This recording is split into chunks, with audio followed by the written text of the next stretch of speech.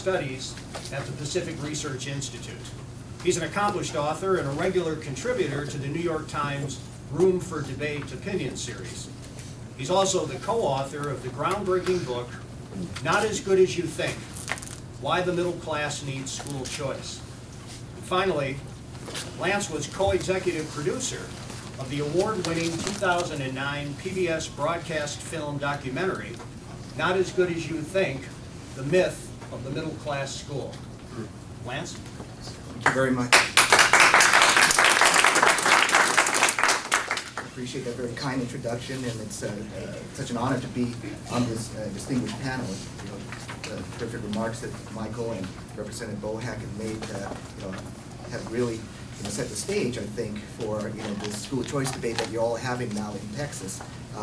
I want to first of all thank the Texas Public Policy Foundation, Libre, and also the individuals within TPPF who have been so instrumental in working with the Pacific Research Institute to sponsor this event.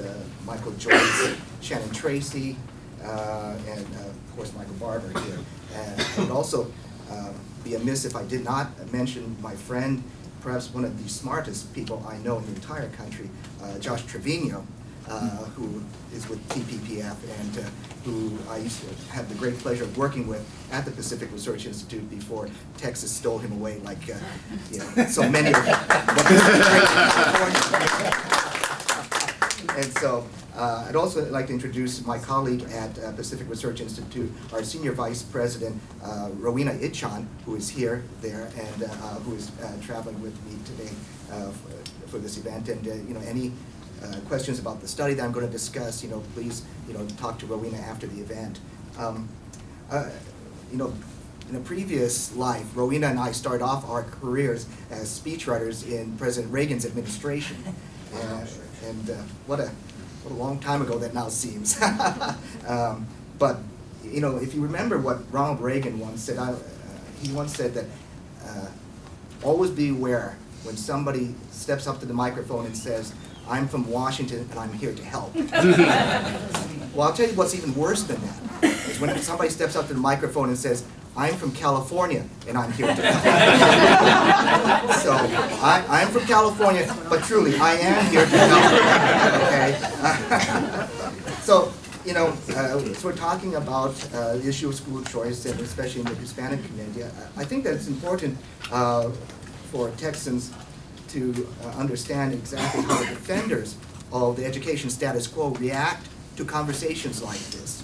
But one of the arguments they'll come up with is that,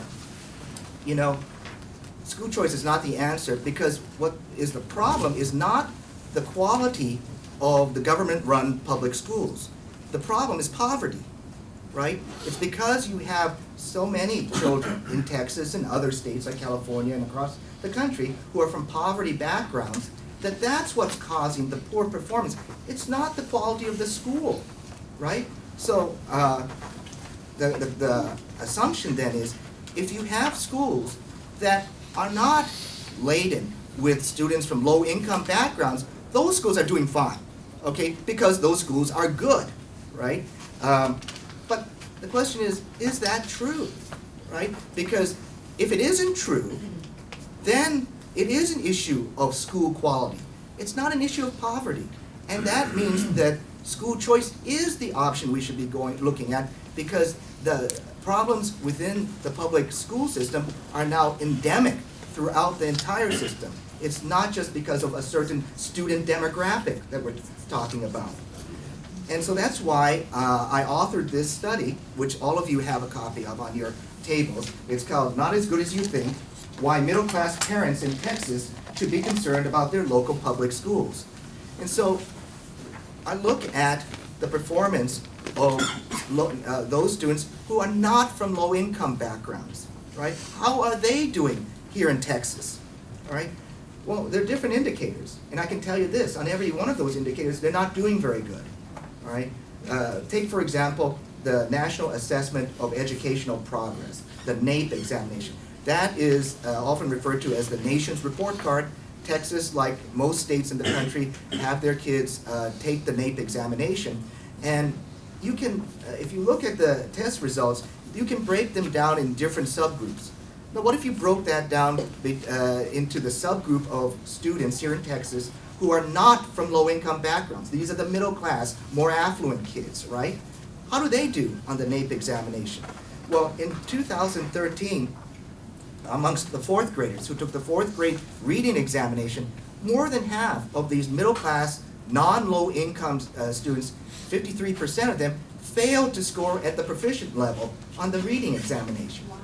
On the 8th grade reading examination, 54% of non-low income, mostly middle class students here in Texas failed to score at the proficient level. And proficiency is the target for all students across the country.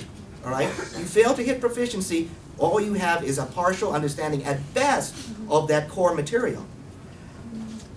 Now, a lot of parents here in Texas who may not, read the one-day story about the NAEP examinations may be lulled into a false sense of complacency about the performance of their kids in their nice, leafy suburbs because they look at the scores that are coming out on the Texas state examinations, the STAR test, right? And the trouble is that, yes, those scores are higher, but appearances are deceiving.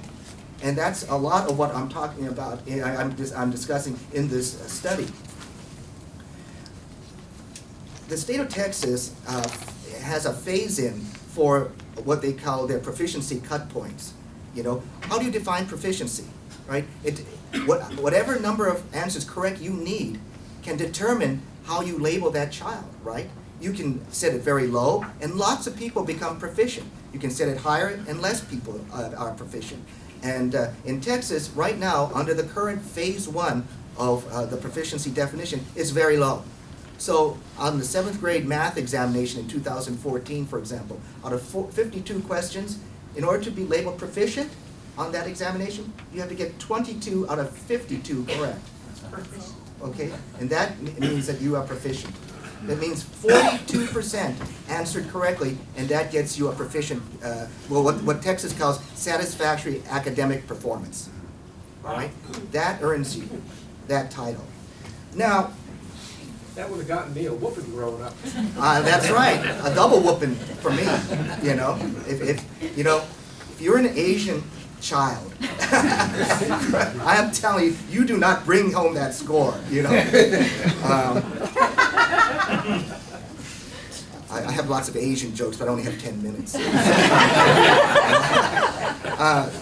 No wonder under this phase 1, 80% of schools and 90% of school districts met the phase 1 standard of performance, right? So it's all like Lake Wobegon. All the kids are above average, right? Eventually, however, the state of Texas is supposed to go to what the state itself calls its final recommended level of proficiency. And that means that on that test that I talked about, instead of 22 out of 52, you have to score 37 out of 52, right? That's still only 70%, right? Which would have gotten you a C, barely in school. But that is what eventually, in about 2021, 22, Texas is going to go to, if they hold to the time schedule, which they probably won't. So out of the, when you look at this difference in proficiency levels, how do the Texas schools that are served mostly middle-class students do? So if you look at the 1,115 regular public schools, not charter schools or any of these other types of schools, but regular public schools in Texas, 1,115 that serve a predominantly non-low income, mostly middle-class population, right? Under the current phase 1 definition, remember 22 out of 52, how many schools have less than 50% of their students in at least one grade level that are performing at proficient? 11. 11 out of over 1,000 schools. But what if you changed it? What if you changed that and looked at the Texas's own definition of its final recommended level of proficiency? Remember that 70% benchmark, which is not high. How many schools then fail to have at least one grade level where more than half of the students are failing to perform at the proficient level in reading or mathematics? 672. So you have 60% of the mostly middle-class schools in Texas that are failing to perform at the level that I think anybody would think they should be performing. These students should all be getting at least 70% on these Texas state tests, but they're not. Take, for example, I'll give you just one example. There's an elementary school which we profile in the book, in the study. It's in the city of Coppell, a suburb of Dallas, right? Very wealthy. Got the income level of people there much higher than the statewide average here in Texas. The home value much, much higher than the statewide average in Texas. And at this elementary school, only 4% of the students are classified as low income. All right. Now, under the current benchmark, that 42% benchmark of proficiency, look at third grade, the third grade math test in 2013. 76%, about 3/4 of the third graders, performed at proficiency under that low benchmark.